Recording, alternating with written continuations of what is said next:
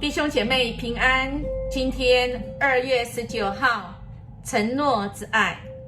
承诺之爱。雅歌7章1节到8章4节，其中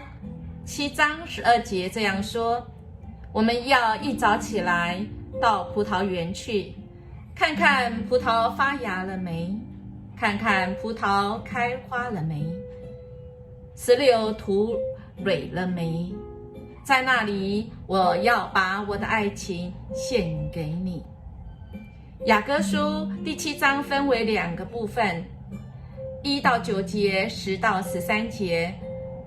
从属灵的角度来看，我们看到新郎基督对新妇教会侍奉生命的赞美是多么的肯定，而新妇也就是教会，也就是我们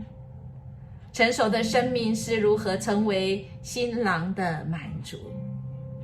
第6节这样说：我所爱的，你何其美好，何其可悦，使人欢畅喜悦。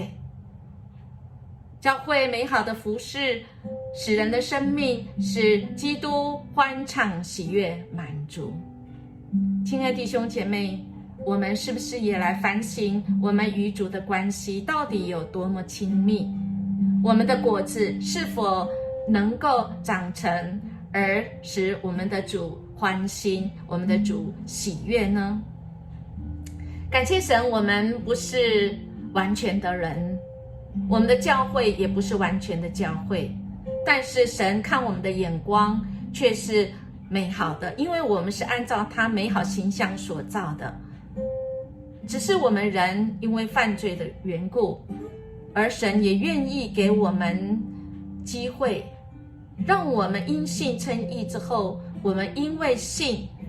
神的信实也因着我们的信心，我们可以一步一步的长大成熟。我们彼此关心，我们彼此带祷，我们彼此接纳，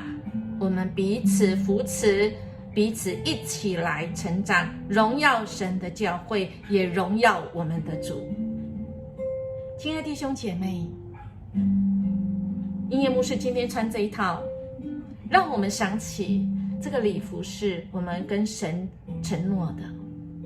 不只是我们在婚礼上，在每一次我们圣餐守圣餐的时候，我们更是来思考到主对我们的承诺，而我们对神的承诺呢？我们是不是愿意一路爱到底，爱我们的主，也爱主所托付给我们的羊，以及我们最亲密的家人呢？我们若是在那承诺之爱下面，没有什么事我们是没有办法克服，没有什么事我们是没办法靠主而得胜的，没有，